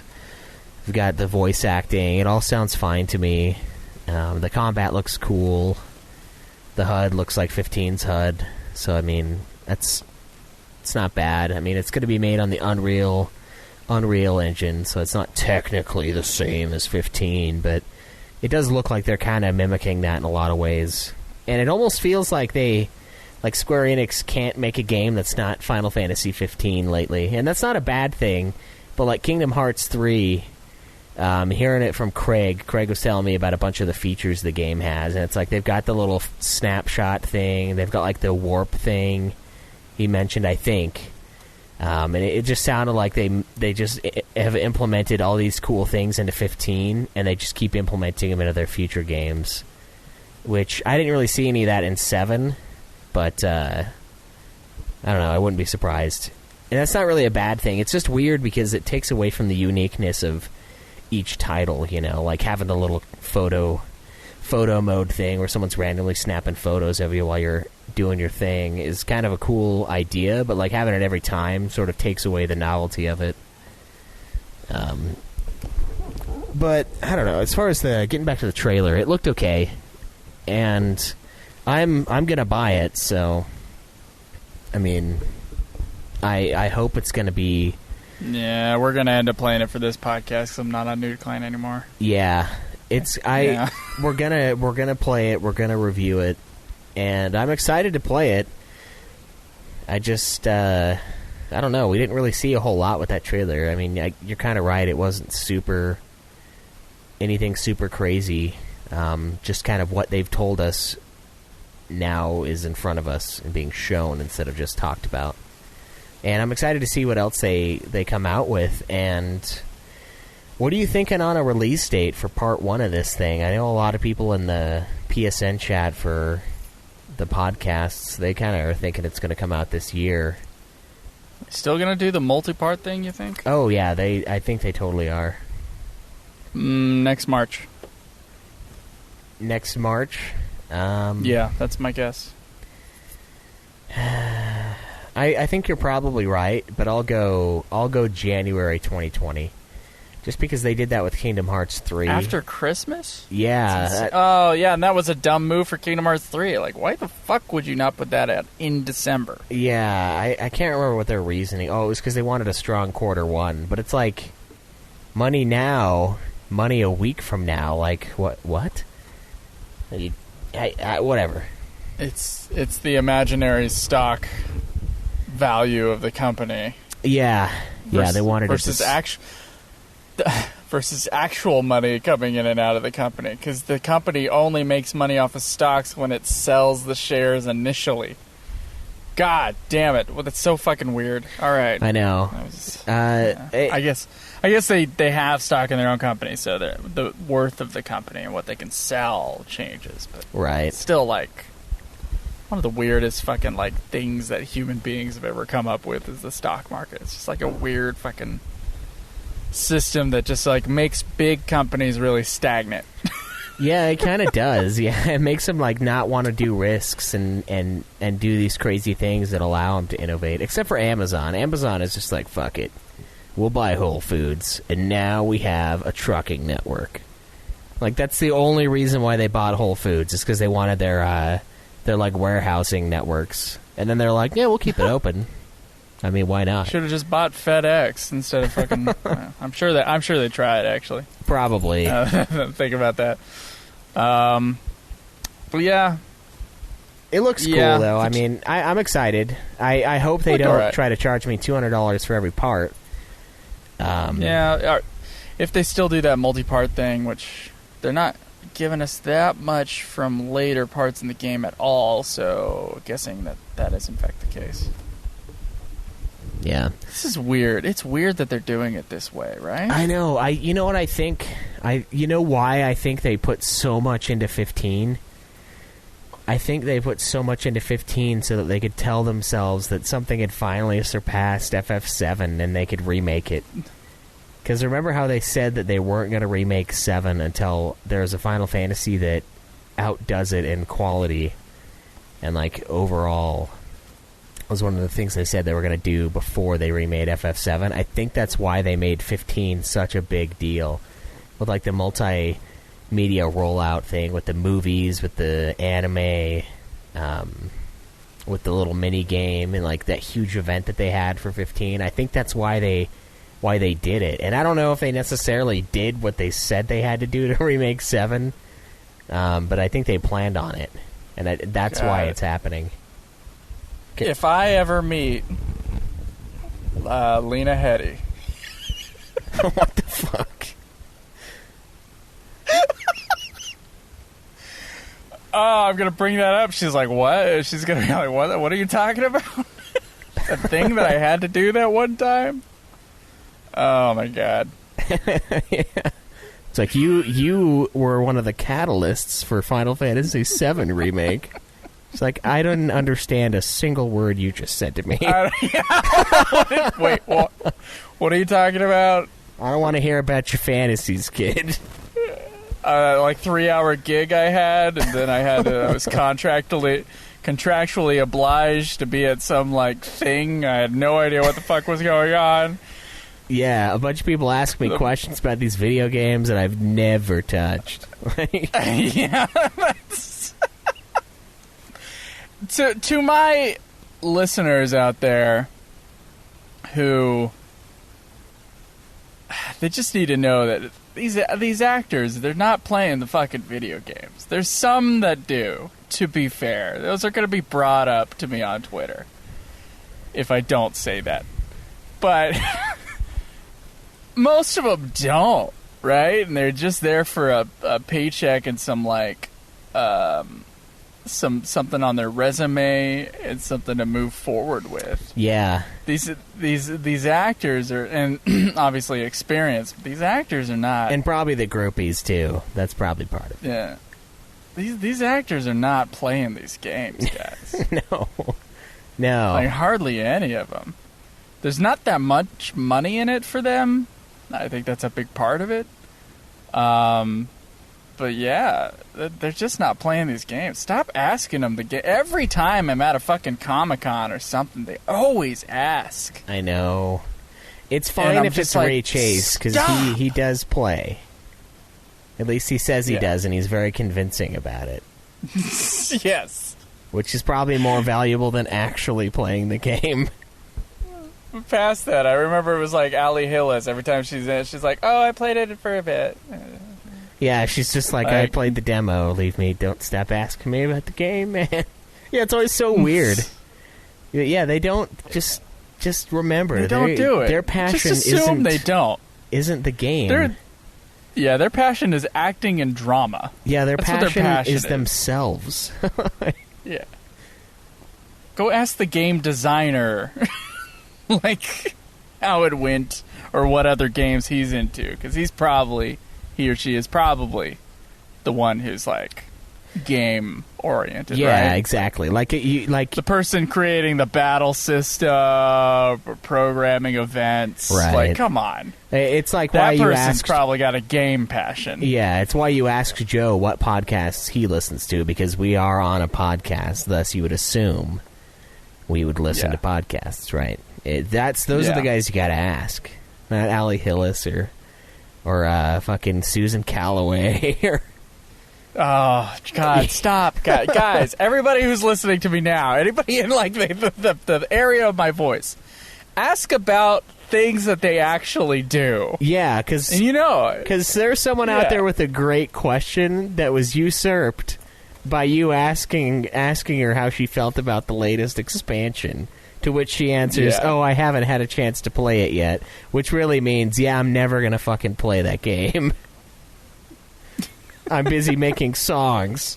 Like, I'm busy making music in whatever fucking form that takes. Yeah. Whatever fucking thing that is put upon doesn't matter. It's the music that matters to me. Like, this is a totally different medium. These voice actors are not playing these games. They're not for more than like a curiosity moment thing. And another thing is, like, even if they are playing games, are they going to play the game where their voice is throughout the fucking thing?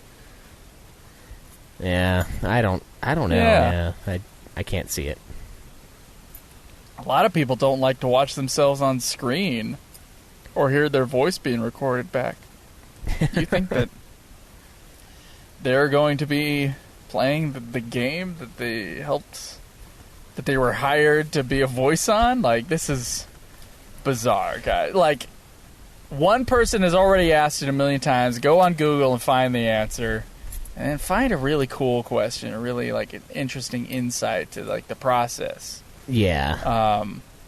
Or to them as people and how it relates to the process. Like, don't fucking ask them what they think of the game, or ask them about a part of the game so that they can, like, smile uncomfortably and then tell you the truth.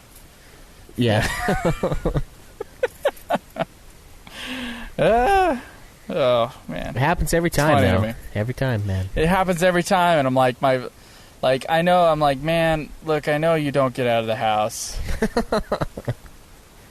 And I know that it took a lot for you to get up in that line and ask a question, but just get some, like, what? I don't know. Street smarts is not the word, because it's not the streets. But, like, get some human interaction shit out of the way. Some con smarts. Yeah, some con smarts. There we go. We'll call them con smarts. Not like the pop the lock on a car door con either, but like convention smarts. Con smarts.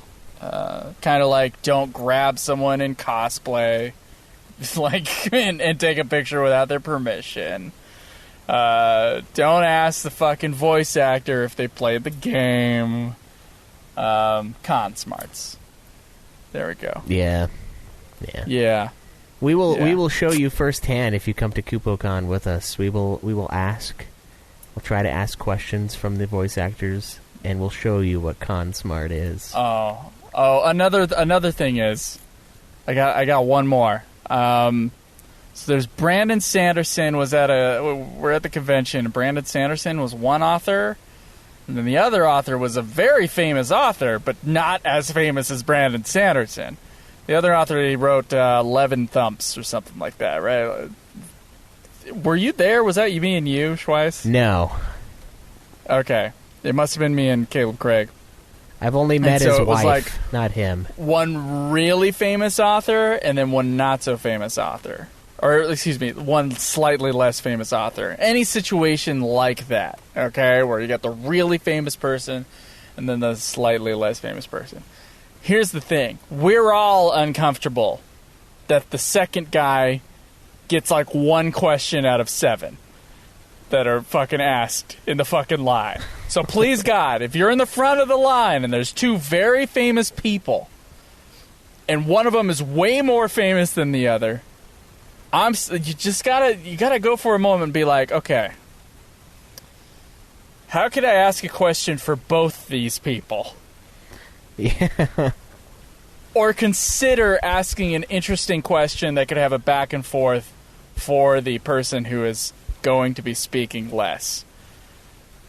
So, it's just one of those things. Like, that works. Yeah, man. That's another Con Smart. It's like, let's make this panel interesting and make it worth the person's time that they came to this panel. Yeah. Let's not just keep on asking Brandon Sanderson specific questions.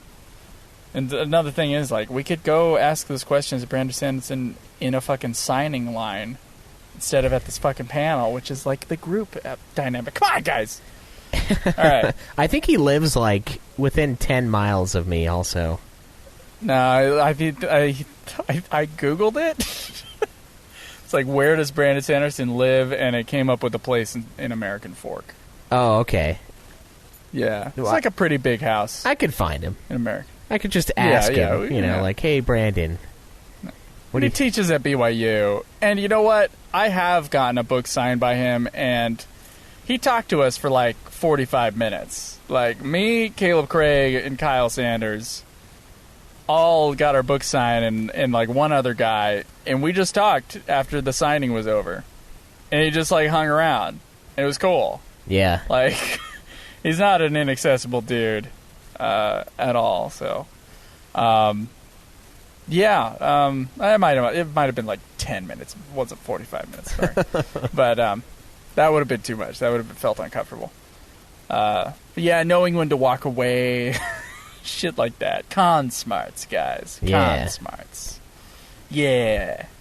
Gotta get con smart. Yeah.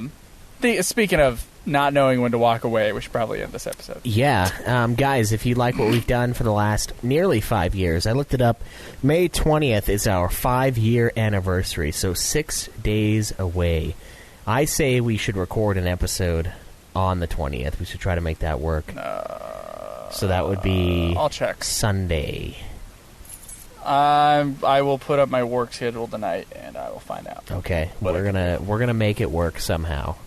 Whether it's technically Monday, but in the spirit of Sunday, or actual Sunday, we got to do this. It's been 5 years and running. Guys, thank you all for hanging out with us for all of these years. Please send in your Final Fantasy stories to fffanatics123@gmail.com. We're going to read those when we get to the end of the show, the weekly show, of course. And if you want to consider supporting the show, you can support us through our Patreon. It's patreon.com/Ultima Final Fantasy.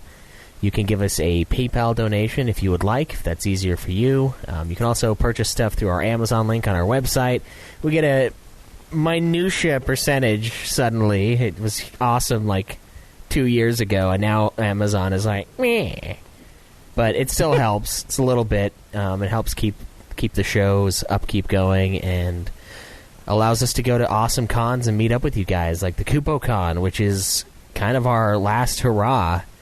for the weekly show. That's going to be June 29th, I think. 29th or 30th, something. It's June 29th. It's the day after we come in. Yeah, at Newark, New Jersey. It's the convention we've talked about numerous times. I think there were tickets available the last time I checked, so if you guys want to join us for that, we're going to be there. It's going to be awesome. Yeah, we'll be staying at that hotel. We'll at least go out to drink at least one night. Yeah. If not, buy a bunch of booze and drink in the hotel room. So just come and hang out. That's cool. Just be con smart, but come and hang out. Yeah. Be con smart. Don't just ask me all the questions and leave Joe behind. I'm just kidding. Oh, thank you. No, but just ask me all the technical questions. I appreciate that. Yeah. And it's funny because Credital was like, "Hey, what mic do you use?" And I was like, "Hold on, let me think about it," because I'm not there anymore. But come hang out with us. We'll be flying in June 28th. We'll be flying out July 2nd. So we'll be there at nighttime, June 28th. One of those days, I'm going to be going to the Museum of the Moving Image. It'll probably be on the 30th or the 1st of July. And other days, we'll probably be trying to explore New York as much as possible. So if you want to join us along with that, it's cool. Get your MetroCard loaded up. Yeah, man, I think I still have mine in my wallet, so I'm excited to use that balance. I do not. So I will be getting another MetroCard when I get there, when we're making our way to Newark. But yeah, guys, come hang out with us on KupoCon if you're able to. Yeah. And, all the other Final Fantasy fans. There are a lot of you guys coming. I'm excited to meet you. We got like Jamu coming from Sweden. So I mean, if you feel like it's too far, just remember Jamu's coming from fucking Sweden. So I mean, you could probably swing by. Yeah. If you're on the East Coast, at least. Yeah. I think Credital is probably gonna drive again. I think he lives in like Virginia or something, somewhere not super close, but definitely close enough. And it's going to be great. I'm excited to see how shitty it is when it's humid out there, because it was like January last time, and it was bitter pretty cold. Fucking cold. Yeah, like when we were at the Statue of Liberty, that was brutal. But it'll be nice in midsummer, so we'll see how that goes. But please consider joining us there. It's going to be great. We're going to have a little get-together episode where we're going to include you guys in that, so we'll give you the details when we're at the con itself. But you can join in that as well. But I guess that's going to be it for this week. Get us your reviews and questions. We'll put up a spot on the forums for those, and you can tweet them to us as well if you would like for Mystic Quest. So we're going to be reviewing that next time. Until then, though, as always, enjoy the grind.